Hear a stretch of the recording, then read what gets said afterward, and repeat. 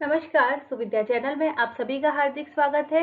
विशेषण के बाद अब हम पढ़ने जा रहे हैं हिंदी व्याकरण का टॉपिक क्रिया, जिसे इंग्लिश में वर्ब कहा जाता है।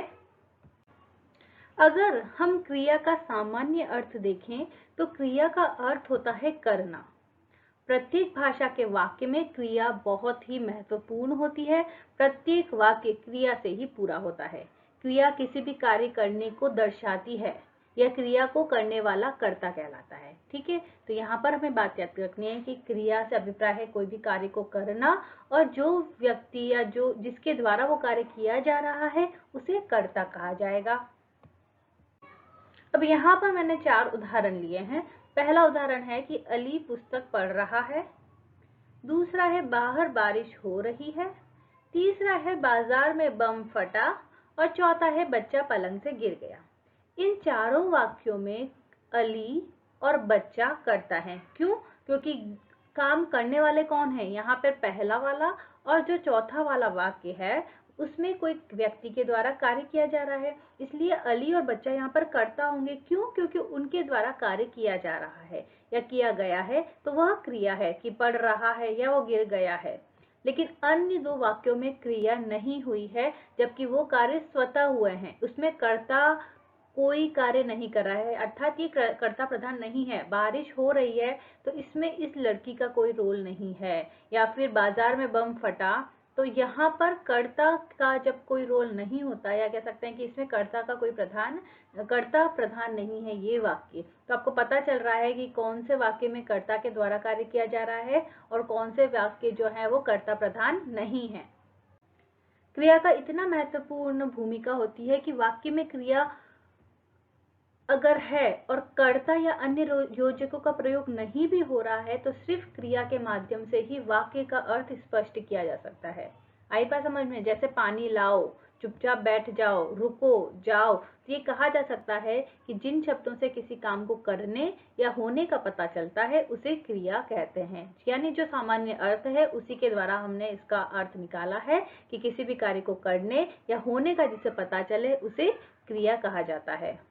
अब जब हम क्रिया के मूल रूप को बात करते हैं तो क्रिया का मूल रूप धातु कहलाता है, और उस मूल धातु में अगर ना प्रत्यय लगा दिया जाता है तो उससे क्रिया का एक सामान्य रूप बनता है। ओके, तो क्रिया का जो मूल रूप है उसे धातु कहा गया है, और उसमें अगर ना प्रत्यय लगा दिया गया है, प्रत्यय यानी बाद में उसके ना लगा दिया गया है। जैसे धातु रूप है बोल और हमने सामान्य रूप क्रिया का बना दिया बोलना, पढ़ तो पढ़ना, घूम तो घूमना, लिख तो लिखना, तो ना प्रत्यय लगाने से हमने क्या किया है? क्रिया का सामान्य रूप बना सकते हैं। तो धातु की परिभाषा क्या होगी? क्रिया के मूल रूप को धातु कहा जाता है। अब हम बात करें क्रिया के प्रकारों की, तो कर्म के आधार पर क्रिया को दो भागों में बांट सकते हैं, सकर्मक क्रिया और अकर्मक क्रिया। लेकिन आज की क्लास में हम बात करेंगे संरचना या प्रयोग के आधार पर क्रिया के भेद, और वो कुल हैं 11। यानी प्रयोग के आधार पर क्रिया को 11 भागों में बांट सकते हैं। पहला होगा संयुक्त क्रिया, दूसरा है नाम धातु क्रिया, तीसरा है प्रेरणार्थक क्रिया, पूर्वकालिक क्रिया, मूल क्रिया, नेमिक क्रिया, समस्त क्रिया, सामान्य क्रिया, सहायक क्रिया, सजातीय क्रिया और विधि क्रिया। तो पहली क्रिया की बात हम करते हैं प्रयोग के आधार पर या संरचना के आधार पर, वो है संयुक्त क्रिया। जब क्रिया दो या दो से अधिक धातुओं के मेल से बने, हमने धातु की परिभाषा देख ली थी, तो जब क्रिया दो या दो से अधिक धातुओं के मेल से बनी है, संयुक्त का मतलब होता है कंपाउंड वर्ग, तो उसे कहा जाएगा संयुक्त क्रिया। या फिर हम कह सकते हैं दो या दो से अधिक क्रियाएं मिलकर जब एक पूर्ण क्रिया को बनाएगी, उसे कहा जाएगा संयुक्त क्रिया। जैसे बच्चा विद्यालय से लौट आया, किशोर रोने लगा, वह घर पहुंच गया, तो यहाँ पर एक से ज्यादा क्रियाओं का प्रयोग हुआ है, जैसे लौट और आया, तो इससे एक संयुक्त क्रिया का निर्माण हुआ है। रोने और लगा, पहुंच गया, तो ये सभी क्रियाएं मिलकर एक कार्य को पूर्ण कर रही हैं, इसलिए इसे संयुक्त क्रिया कहा जाएगा। बहुत इजी है कि जब क्रियाएं दो या दो से अधिक धातुओं के मेल से बने और एक संयुक्त या एक पूर्ण क्रिया को बनाती हूं, उन्हें संयुक्त क्रिया कहा जाता है। अब संयुक्त क्रिया में दो क्रियाएं हमने देखी, तो जो पहली क्रिया होती है वो मुख्य क्रिया होती है और दूसरी क्रिया होती है रंजक क्रिया। रंजक क्रिया यानी वो मुख्य क्रिया के साथ जुड़कर उस अर्थ को और विशेष बना देती है। जैसे माताजी बाजार से आ गई, तो आ यहाँ पर मुख्य क्रिया हो गई और गई यहाँ पर रंजक क्रिया हो गई, और दोनों क्रियाओं ने मिलकर एक संयुक्त क्रिया को बनाया जिसका अभिप्राय है आना। ओके, तो ये संयुक्त क्रिया में जो दो क्रियाएं हमने बात करी है वो दोनों क्रियाएं क्या है, उनमें पहली मुख्य क्रिया होगी और दूसरी रंजक क्रिया होती है। अब दूसरा क्रिया का प्रकार होता है नाम धातु क्रिया। नाम धातु क्रिया जो होती है ये संज्ञा या फिर विशेषण के साथ क्रिया के जोड़ने पर बनती है। आई बात समझ में? संज्ञा अथवा विशेषण के साथ क्रिया जोड़ने से जो संयुक्त क्रिया बनेगी उसे नाम धातु क्रिया कहते हैं। यानी संयुक्त क्रिया और नाम धातु क्रिया में अंतर है। नाम बोधक जो क्रियाएं हैं वो पूरी तरीके से हम नहीं कह सकते कि संयुक्त क्रियाएं हैं। क्यों? क्योंकि संयुक्त क्रिया में दो क्रियाओं का योग होता है, लेकिन यहाँ पर संज्ञा या विशेषण का संयोजन होता है, इसलिए इसे नाम धातु क्रिया कहा जाता है। पहला उदाहरण हम देख लेते हैं, लुटेरों ने जमीन हथिया ली। दूसरा उदाहरण है हमें गरीबों को अपनाना चाहिए। तो यहाँ पर हथियाना और अपनाना क्रियाएं हैं, और ये किससे बनी है? ये हाथ या अपना, हाथ एक प्रकार का संज्ञा है और दूसरे में अपनाना यानी अपना एक सर्वनाम है, उससे मिलकर ये बना है। तो ऐसी क्रियाएं जो संज्ञा, सर्वनाम, विशेषण और अनुकरणवाची शब्दों से बनती हैं वे नाम धातु क्रियाएं कहलाती हैं। और ये अंतर है किससे? ये अंतर है संयुक्त क्रियाओं से। हम इनको एक नहीं कह सकते, इसलिए इसको एक दूसरे प्रकार के अंतर्गत हमने रखा है। अब तीसरा प्रकार है प्रेरणार्थक क्रिया। प्रेरणार्थक क्रिया यानी किसी और को प्रेरणा दी जा रही है, यानी यहाँ पे कर्ता कुछ नहीं कर रहा, कर्ता किसी और को प्रेरणा दे रहा है कार्य को करने के लिए। जैसे काटना से बना है कटवाना, करना से बना है कराना। ओके, तो मालिक नौकर से कार साफ करवाता है, यानी मालिक खुद साफ नहीं करता है, वो नौकर से साफ करवाता है। तो यहाँ पर मालिक प्रेरणा देने वाला कर्ता है। इसी प्रकार अध्यापिका छात्र से पाठ पढ़वाती हैं, तो यहाँ पर अध्यापिका प्रेरणा देने वाली कर्ता है। तो नौकर और छात्र को प्रेरित किया जा रहा है कार्य को करने के लिए, इसीलिए इसे प्रेरणार्थक क्रिया कहा जाएगा।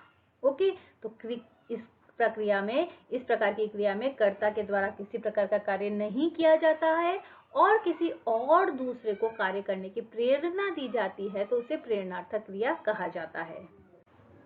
अब प्रेरणार्थक क्रिया के भी दो रूप होते हैं। एक तो कर्ता प्रेरक बनकर प्रेरणा देता है, उसे प्रथम प्रेरणार्थक शब्द कहा जाता है। और दूसरे में क्या किया जाता है कि कर्ता खुद तो कोई कार्य नहीं कर रहा है, वो किसी और से अपना काम करवा रहा है। तो पहला है प्रथम प्रेरणार्थक क्रिया। माँ परिवार के लिए भोजन बनाती है, जोकर सर्कस में खेल दिखाता है। यहाँ पर कर्ता एक प्रेरणा दे रहा है, इसलिए इसे कहा है प्रथम प्रेरणार्थक क्रिया। लेकिन दूसरी प्रेरणार्थक क्रिया, ये दोनों ही सभी सकर्मक क्रियाएं होती हैं। हम आगे पढ़ेंगे कि सकर्मक और अकर्मक क्रियाएं क्या होती हैं।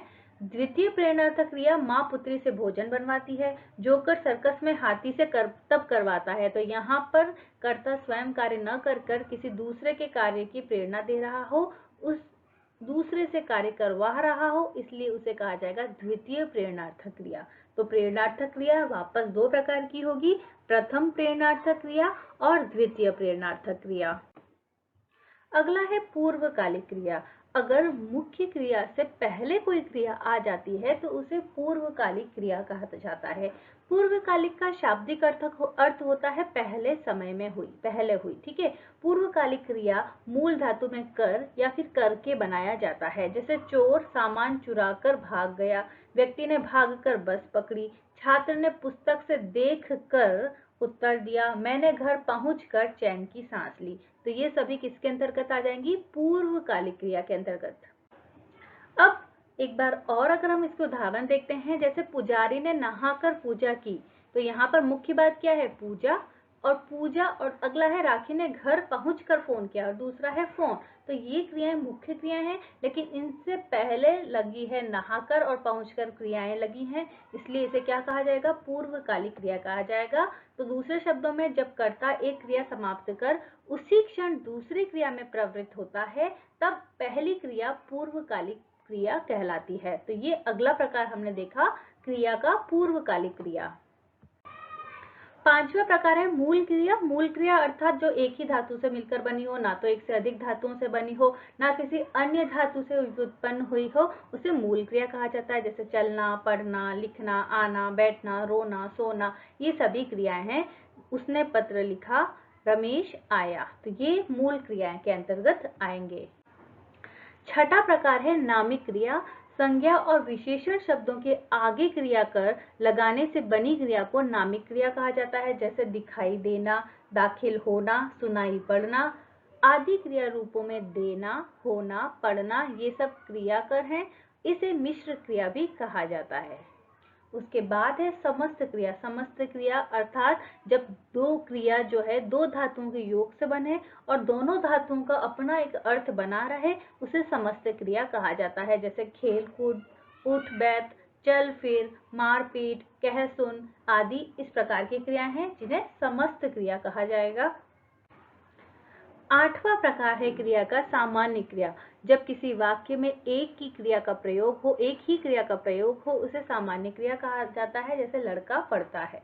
उसके साथ एक आता है सहायक क्रिया। सहायक क्रिया यानी मूल क्रिया के साथ अगर कोई और क्रिया भी जुड़ती है, उसे कहा जाएगा सहायक क्रिया। जैसे यहाँ पे हमने 3 वाक्य लिए हैं। पहला है वह फिसला, दूसरा है वह फिसल गया और तीसरा है वह फिसल गया है।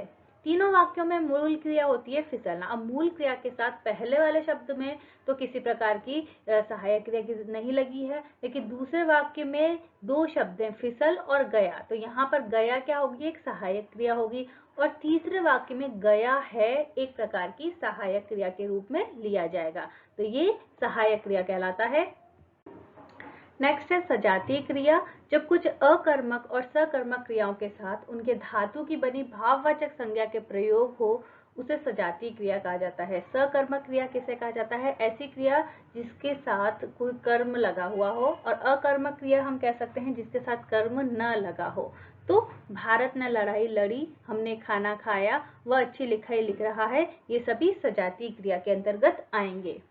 उसके बाद लास्ट है विधि क्रिया। जिस क्रिया से किसी प्रकार की आज्ञा का पता चलता है उसे विधि क्रिया कहा जाता है। यहाँ चले जाओ, आप काम करते रहिए, ये विधि क्रिया है।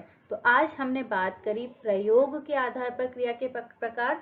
अगली क्लास में हम पढ़ेंगे कि कर्म के आधार पर, जिसे सकर्मक क्रिया और अकर्मक क्रिया कहा जाता है, क्रिया के कितने भेद होते हैं और उनके कुछ उदाहरणों के साथ पढ़ने की कोशिश करेंगे। बहुत बहुत धन्यवाद।